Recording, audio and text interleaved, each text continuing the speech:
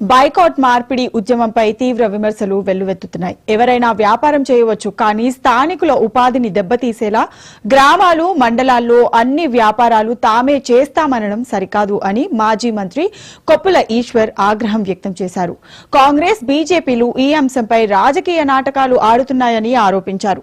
బండి సంజయ్ తెలంగాణ బిడ్డగా ఉండి మార్వాడీలకు మద్దతు తెలపడం ఏంటని ప్రశ్నిస్తున్న మాజీ మంత్రి కొప్పుల ఈశ్వర్ తో మా correspondent Ram Naresh face to face. Telangana రాష్ట్రంలో ప్రస్తుతం ఒక వివాదం అయితే కొనసాగుతుంది. బైకాట్ మార్వాడి అనే కార్యక్రమం అయితే కొనసాగుతుందని చెప్పుకోవచ్చు. దీనికి సంబంధించి రేపు అమన్గల్లో వ్యాపారస్తులంతా కూడా బంధువు పిలుపునిచ్చారు. దీనికి సంబంధించి అంటే మరొక ప్రాంతీయ ఉద్యమం రాబోతుందా ఏంటి, దీనికి సంబంధించి మనతో పాటు మాజీ మంత్రి కొప్పుల ఈశ్వర్ గారు ఉన్నారు. సార్ చెప్పండి, అంటే తెలంగాణ రాష్ట్రం కోసం అప్పుడు ఉద్యమం జరిగింది, ఇప్పుడు మళ్ళీ మార్వాడీలు బైకాట్ అంటూ కూడా ఒక ఉద్యమం తెర వెనక అంటే చాప కింద నీరులాగా కొనసాగుతుంది. దీనికి సంబంధించి పార్టీ స్టాండ్ ఏముంటుంది? అంటే పార్టీ ఇప్పటివరకు అయితే దీని మీద ఒక స్టాండ్ అయితే తీసుకోలేదు, కానీ ఓవరాల్గా చూసినప్పుడు ఈ ప్రాంతంలో కూడా అనేక రకాల వ్యాపారస్తులు ఉన్నారు.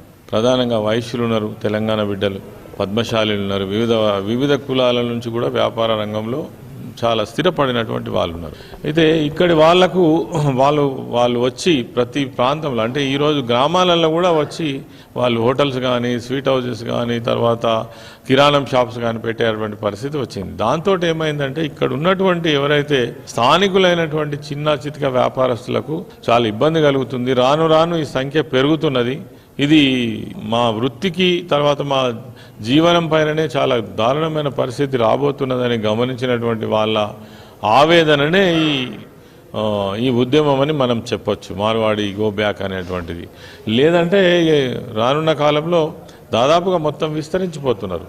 ప్రతి గ్రామంలో కూడా మీకు ఏ గ్రామంలో మండల హెడ్ క్వార్టర్లో మీకు ఒక స్వీట్ హౌస్ కానీ, తర్వాత వేరే రకమైన వ్యాపారం కానీ, ఒక టీ స్టాల్ కానీ లేనటువంటిది లేదు. రాజస్థాన్ నుంచి, గుజరాత్ నుంచి చాలామంది మార్వాడ్స్ ఇక్కడికి రావడం జరుగుతుంది. ఇది మంచిది కాదు. ఒకవేళ ఇక్కడ వ్యాపార అవకాశాలు ఉంటే ఉండవచ్చు, కానీ ఇక్కడి వాళ్ళకు కూడా దక్కాలి. అవి ఎక్కడి నుంచో వచ్చి కొట్టేసుకపోతే ఇక్కడి బిడ్డలకు అన్యాయం జరిగే అవకాశం ఉన్నదనేదే దీని ప్రధానమైన ఉద్దేశం అని నేను అనుకుంటున్నా. మరి దీనికి కారణం కూడా మరి ఎవరైతే ప్రోత్సహిస్తున్నారో వాళ్ళు కూడా కారకులు అవుతారు. ఇక్కడ ఉన్నటువంటి వాళ్ళని విస్మరించి మరి వాళ్లకు సపోర్ట్ చేసేటువంటి పరిస్థితి ఏదైతే ఉందో ఇది మంచిది కాదు. అంటే ఎవరు ఎక్కడైనా వ్యాపారం చేసుకోవచ్చు అని చెప్పేసి ఒక రూల్ ఉంది, అంటే భారత రాజ్యాంగం కల్పించిన హక్కు ఉంది. అయితే ఇప్పుడు ఈ ఉద్యమం రావడానికి ప్రధాన కారణంగా ఏముంటుంది? అంటే హక్కు ఉంది, ఎవరు ఎక్కడైనా ఉండవచ్చు. తెలంగాణ ప్రాంతం వాళ్ళు కూడా ఎక్కడెక్కడో ఉన్నారు, దానిలో తప్పు పట్టట్లేదు. కానీ అది ఒక రేంజ్ని మించి ఆ ప్రాంతంలో ఉన్నటువంటి వాళ్ళ భవిష్యత్తుకే దెబ్బ అయినప్పుడు, ఇబ్బంది అయినప్పుడు ఇటువంటి ఉద్యమాలు వచ్చే అవకాశం ఉంది. అది జరుగుతున్నట్టుగా కనబడతా ఉంది. ఇందులో బీజేపీ, కాంగ్రెస్ ప్రభుత్వాలు కూడా ఒకరినొకరు ప్రోత్సహించుకోవడం, ఒకరేమో ప్రోత్సహించడం, ఒకరు నిరోధించే ప్రయత్నంలో వాళ్ళు కూడా రాజకీయ లబ్ధి పొందేటువంటి ప్రయత్నం కూడా చేస్తున్నారు. అంటే బండి సంజయ్ గారు క్లియర్గా చెప్పడం జరిగింది, అంటే మార్వాడీలు వచ్చేసి ఇక్కడ ఏం దోచుకోవట్లేదు, వాళ్ళు వ్యాపారం మాత్రమే చేసుకుంటున్నారంటూ కూడా ఆయన క్లియర్గా చెప్పడం జరిగింది. బండి సంజయ్ గారు నిజంగా కూడా తెలంగాణ బిడ్డ అయితే ఇక్కడ ప్రాంత బిడ్డల కోసం మీరు మాట్లాడాలి. ఇక్కడ ప్రాంతం యొక్క ఓట్లతో గెలిచినటువంటి వాళ్ళు కేంద్రంలో మంత్రి పదవిలో ఉన్నారు. సరే, మీరు చెప్పినట్టుగా ఎవరెక్కడైనా ఉండొచ్చు, కానీ అది వీళ్ళ జీవన విధానానికి విఘాతం కలిగించేటువంటి పరిస్థితి వచ్చినప్పుడే ఈ స్లోగన్ వస్తుంది.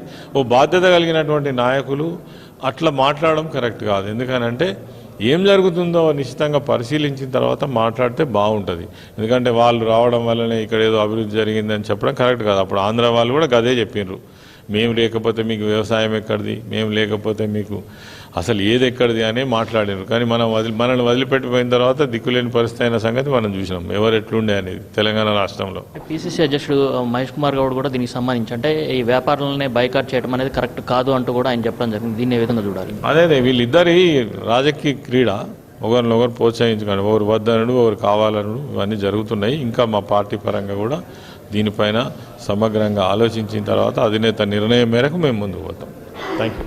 మొత్తంగా చూసుకుంటే ఇప్పుడు ఏదైతే బాయ్కాట్ మార్వాడి అనే కార్యక్రమం ఉందో ఈ కార్యక్రమాన్ని అంతా కూడా లోకల్ వ్యాపారస్తులకు విఘాతం కలిగించేలాగా ఉంది కాబట్టి ఇక్కడ లోకల్ ఉన్న వాళ్ళు ఎవరైతే ఉన్నారో వాళ్ళకు కొంత ప్రాధాన్యత ఇవ్వాలని చెప్పేసి దీనికి సంబంధించి కాంగ్రెస్ బీజేపీలు రాజకీయం చేస్తున్నారో దీనికి సంబంధించి చెప్తున్న పరిస్థితి ఉందని చెప్పవచ్చు. అయితే బీఆర్ఎస్ పార్టీకి సంబంధించి ఇంకా ఒక స్టాండ్ అనేది తీసుకోలేదు. అధినాయకత్వం ఏదైతే ఒక నిర్ణయం తీసుకుంటుందో ఆ నిర్ణయం మేరకు తాము పనిచేస్తామని కొప్పుల ఈశ్వర్ చెప్తున్న పరిస్థితి ఉంది. కెమెరామెన్ మోహన్తో రామ్ నరేష్, తెలంగాణ భవన్ నుంచి. తెలంగాణ ఎగువ ప్రాంతాల్లో కురుస్తున్న భారీ వర్షాలకు మున్నేరు, కట్టలేరు వాగులు పొంగి పొర్లుతున్నాయి.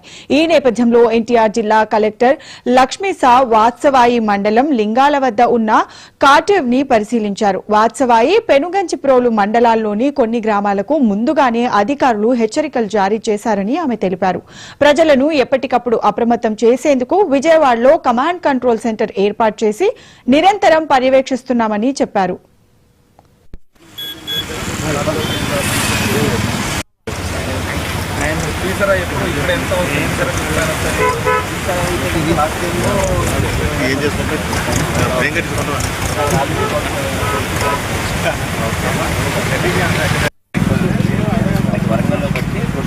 కురుస్తున్న వర్షాల వల్ల అలాగే వెదర్ ప్రిడిక్షన్ వల్ల ఎన్టీఆర్ జిల్లాలో అలర్ట్ గా పెట్టి ఉన్నాము.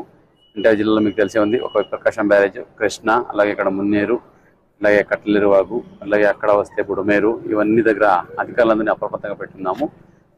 వీకెండ్ అయినా సండే సాటర్డే అయినా కూడా అధికారులందరూ ఫీల్డ్ మీదే ఉన్నారు. 24/7 డ్యూటీ వేస్తున్నాము. అలాగే district level command control room పనిచేస్తూ ఉంది. ఎక్కడ కూడా వర్షం ఎంత వచ్చినా ఇబ్బంది లేకుండా ప్రజలకి ఎప్పటికప్పుడు అప్రమత్తం చేసుకుంటూ ఎక్కడ ఇబ్బంది జరగకుండా వాళ్ళని అలర్ట్ చేస్తూ ఉన్నాము.